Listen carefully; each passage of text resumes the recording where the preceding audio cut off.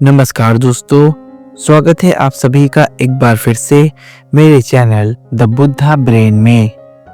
पिछले वीडियो में हमने देखा कि भगवान बुद्ध 7 वर्ष के लंबे इंतजार के बाद अपने घर कपिलवस्तु आए। वहां पर उनकी मुलाकात उनके माता पिता, उनकी पत्नी यशोधरा और उनके पुत्र राहुल तथा सभी सगे संबंधियों से हुई।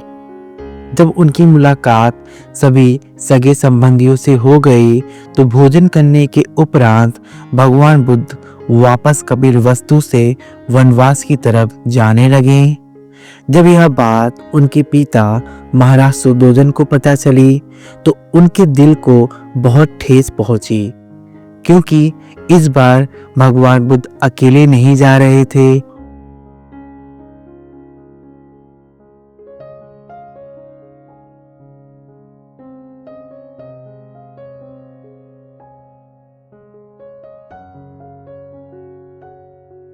पहले उनका पुत्र सिद्धार्थ और अब उनका पुत्र राहुल भी उन्हें छोड़कर जा रहे हैं। तो महाराज सुद्धोधन इस बात से बहुत ही पीड़ित और दुखी हैं। तो उन्होंने राजमंत्री से कहा कि क्यों न एक बार फिर से भगवान बुद्ध को रोकने का अंतिम प्रयास किया जाए।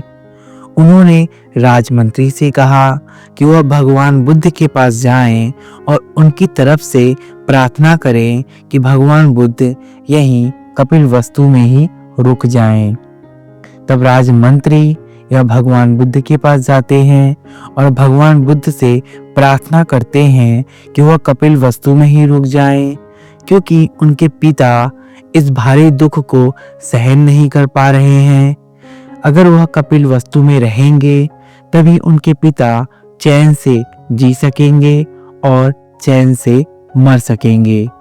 राजमंत्री भगवान बुद्ध के सामने नाना तरह के तर्क रखते हैं, जिसको हमने पिछले वीडियो में देखा था। आज का जो शीर्षक है वह है मंत्री को भगवान बुद्ध का उत्तर। तो भगवान बुद्ध ने मंत्री को जो उत्तर दिए उस उत्तर से आपको जोड़ेंगे आज की इस वीडियो में। तो वीडियो में अंत तक बने रहें और यदि वीडियो पसंद आए तो इसे शेयर अवश्य करें। और यदि आप हमारे चैनल पर नए हैं तो पहले हमारे चैनल को सब्सक्राइब कर दें, ताकि आने वाले वीडियो की नोटिफिकेशन आपको सबसे पहले मिल सके। तो आइए शुरू करते हैं। जब राजमंत्री ने भगवान बुद्ध के सामने नाना तरह के तर्क रखे तब भगवान बुद्ध ने राजमंत्री को उत्तर दिया, मेरे प्रति राजा का जो वात्सल्य भाव है उससे मैं सुपरिचित हूँ। विशेष रूप से वह जो उसने मेरे प्रति दर्शाया है। लेकिन यह सब होते हुए भी क्योंकि मैं संसार के दुखमय रूप से सुपरिचित हूँ, इसीलिए मैं अपने संबंधियों का त्याग करने के लिए मजबूर हूँ।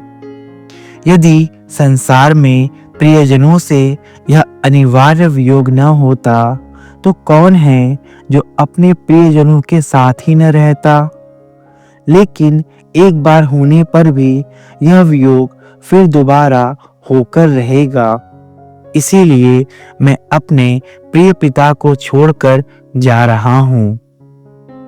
भगवान बुद्ध राजमंत्री से कहते हैं कि मैं यहाँ रुक जाता, लेकिन जो दुख का वास्तविक स्वरूप है उसे मैं अच्छी तरह से जानता हूँ, इसीलिए मैं अपने संबंधियों का त्याग करने के लिए मजबूर हूँ।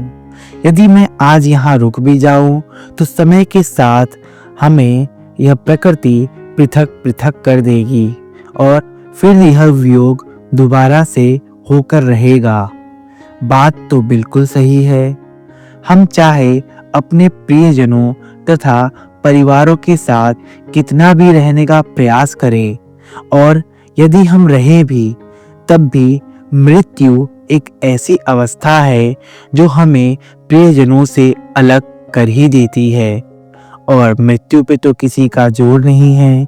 इसलिए भगवान बुद्ध कहते हैं कि मैं आज उसे छोड़कर जा रहा हूँ, उसे वियोग के लिए दुख हो रहा है।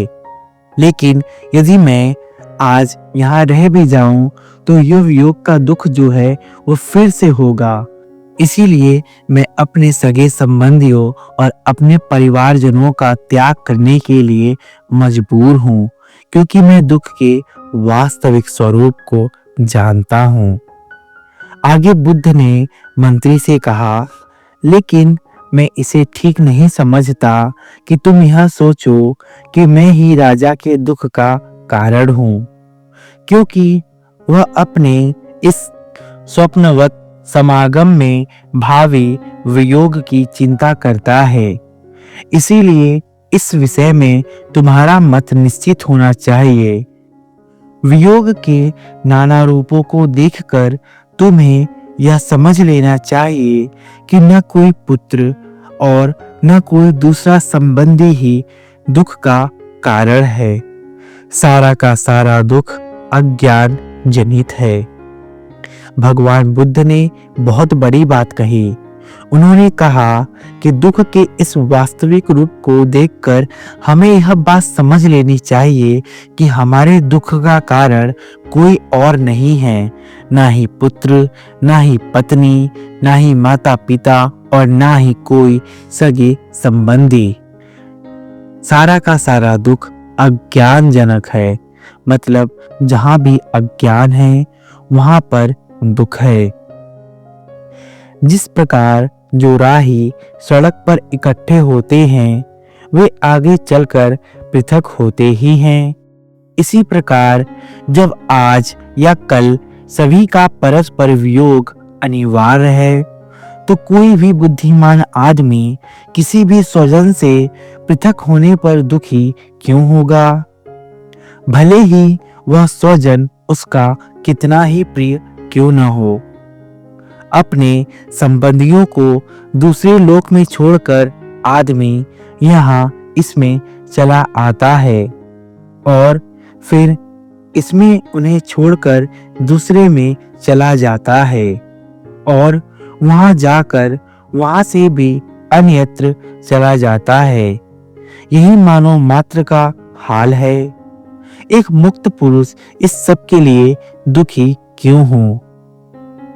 जब मां के गर्भ से निकलते ही मृत्यु प्राणी का पीछा करने लग जाती है तो तुमने मेरे स्नेह में मेरे वनगमन को असमय क्यों कहा?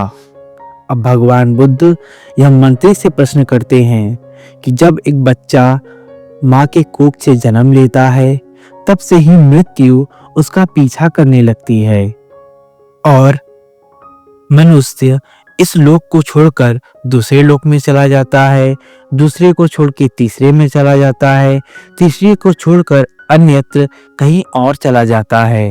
तो यह तो प्रकृति का नियम है कि कुछ भी हमेशा के लिए नहीं है। तो फिर कौन बुद्धिमान आदमी और कौन मुक्त आदमी इसके लिए दुख करेगा?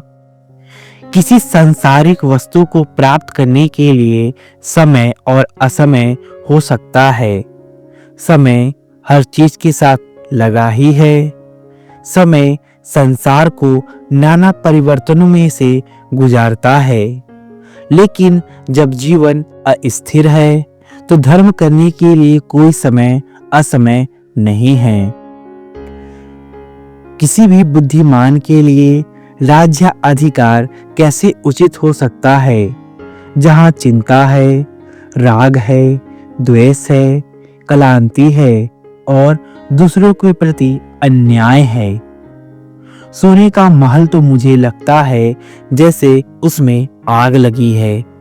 अच्छे से अच्छे भोजन विष मिले प्रतीत होते हैं और कमलों के फूल से आच्छादित शैया पर लगता है जैसे मगरमच्छ लेट रहे हों। भगवान बुद्ध कहते हैं कि सोने का महल तो मुझे ऐसा लगता है जैसे उसमें आग लगी हो, क्योंकि महल यह कोई शांति का द्वार नहीं है। जो भी व्यक्ति महल में रहते हैं उन्हें ज्यादातर चिंता, राग, द्वेष नफरत और क्लांति ही होती है। कौन बुद्धिमान व्यक्ति इन सब का उपभोग करना चाहेगा?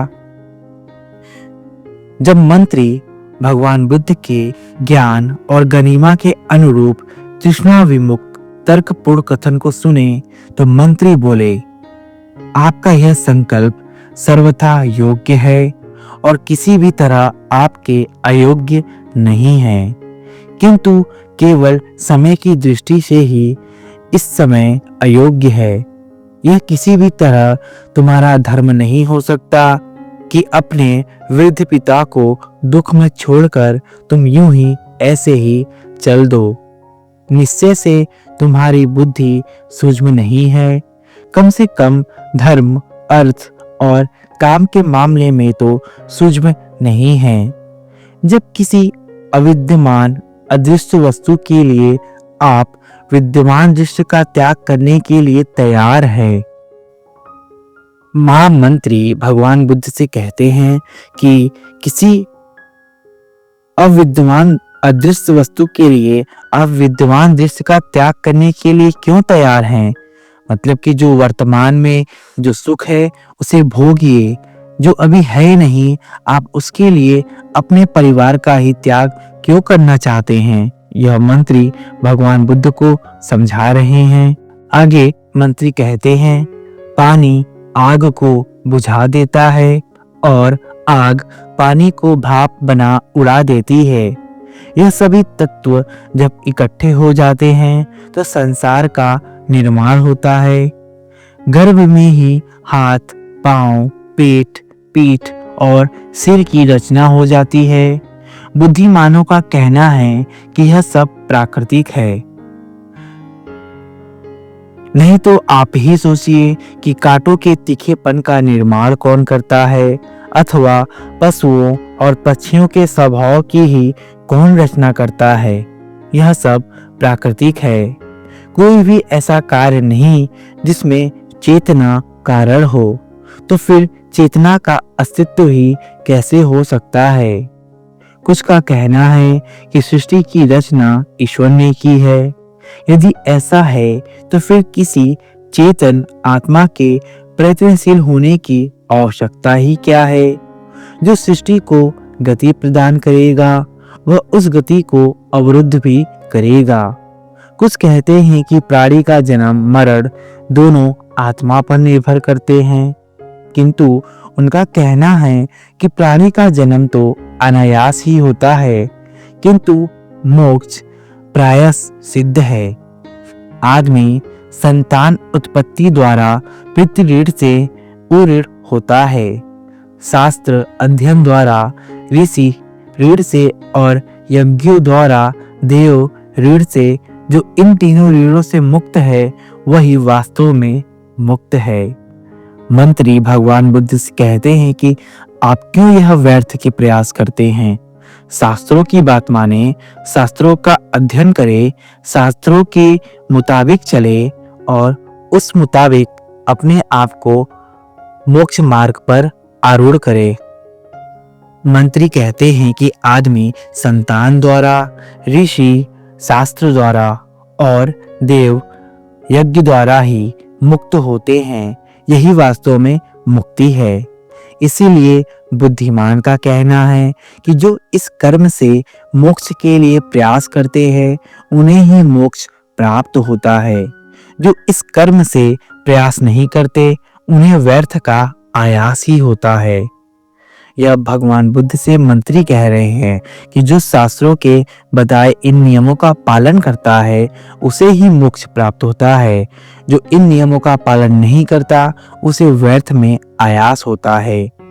इसीलिए हे सौम्य, यदि मोक्ष की चाह है तो शास्त्र कर्म से उसकी ओर अग्रसर हो। इस प्रकार आपको भी मोक्ष प्राप्त हो जाएगा और राजा भी दुख से मोक्ष पा जाएगा। और जहां तक आपको वन से दोबारा घर वापस आने के बारे में आशंका है तो इसका विचार करने की आवश्यकता नहीं है। पूर्व समय में भी लोग वन जाकर वापस घर लौटे ही हैं। अम्बरीश लौटा है, धूमकेश लौटा है, राम लौटा है और भी बहुत लौटे हैं। जब भगवान बुद्ध ने मंत्री के वफादारी के यह वचन सुने जो राजा के आंखों के समान था, तो बुद्ध ने दृढ़ता पूर्वक उसे अपना उत्तर दिया। बुद्ध यह बहुत ही दृढ़ थे और पीछे नहीं हटने वाले थे। लेकिन भगवान बुद्ध की दृढ़ता क्या थी जिससे वह अपने लक्ष्य से पीछे नहीं हट रहे थे? इस विषय को हम अच्छी तरीके से समझेंगे अपने नेक्स्ट एपिसोड में, क्योंकि अभी हमारा यह समय पूरा होता है, तो इसीलिए हमें यहाँ रुकना होगा। लेकिन आपको इसके आगे की कड़ी से जोड़ेंगे इसके नेक्स्ट एपिसोड में। यदि वीडियो पसंद आए तो वीडियो को लाइक और शेयर अवश्य करें। मिलते हैं आपसे इसके नेक्स्ट एपिसोड में। तब तक के लिए बने रहें हमारे साथ हमारे चैनल द बुद्धा ब्रेन में। धन्यवाद।